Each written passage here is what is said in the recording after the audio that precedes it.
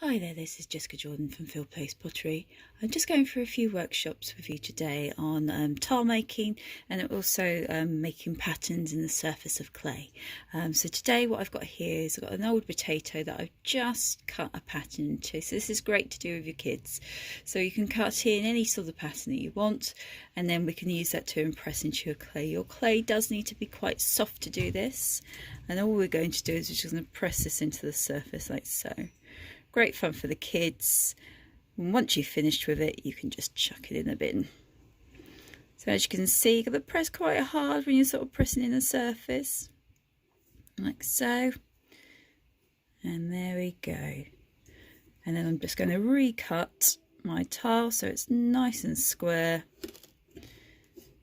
Remove some of the excess out of the way. So I'm going to just use my knife because my clay's still quite wet.